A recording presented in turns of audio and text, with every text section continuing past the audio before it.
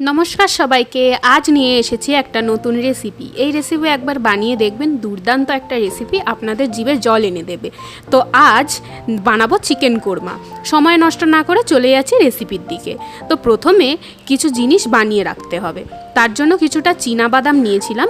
বাদামগুলোকে ভালো করে শুকনো খোলায় ভালোভাবে ভেজে নেব।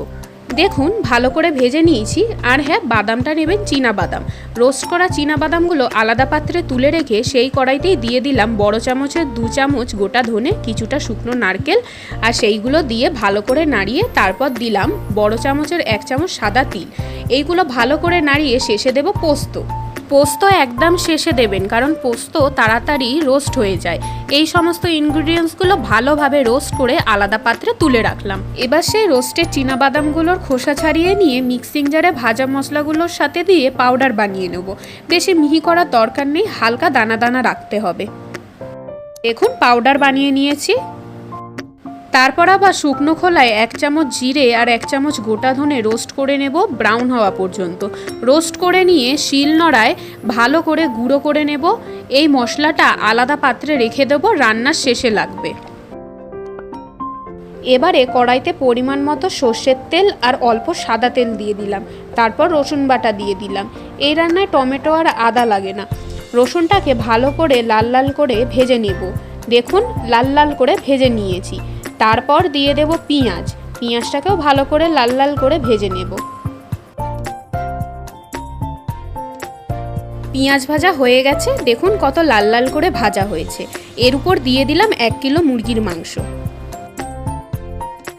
মাংসটাকে একটু সময় ধরে নাড়তে হবে, যতক্ষণ না মাংসটা সাদা হচ্ছে। কষানোর সময় পরিমাণ মতো নুন দিয়ে দেবো আর 1 মিনিট ধরে ভালোভাবে কষাবো। কষানোর পর 1 চামচ হলুদ গুঁড়ো, বেশি করে লঙ্কা গুঁড়ো দিয়ে একটুখানি নাড়িয়ে দেব একটু কস্তুরি মেথি। তারপর সবগুলোকে ভালোভাবে মিক্স করে নেব। 1 মিনিট ভালো করে নাড়িয়ে 1 চামচ কাশ্মীরি লঙ্কার গুঁড়ো দিয়ে আবারও মিক্স করব।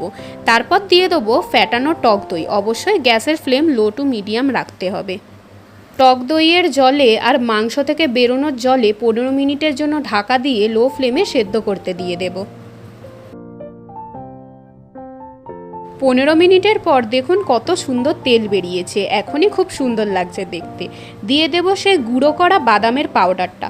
ভালো করে কষিয়ে পরিমাণ মতো জল দিয়ে আরও 5 মিনিটের জন্য ঢাকা দিয়ে রেখে দেব লো ফ্লেমে। আপনারা যতটা গ্রেভি রাখবেন সেই অনুযায়ী জল দেবেন।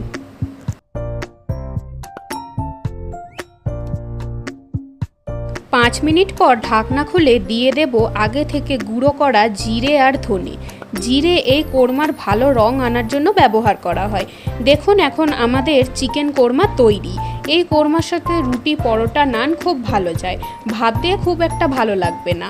রেসিপিটি পছন্দ হলে অবশ্যই লাইক, কমেন্ট, শেয়ার করে দেবেন আর চ্যানেলটি সাবস্ক্রাইব করে দেবেন। ধন্যবাদ। দেখা হবে নেক্সট ভিডিওয়।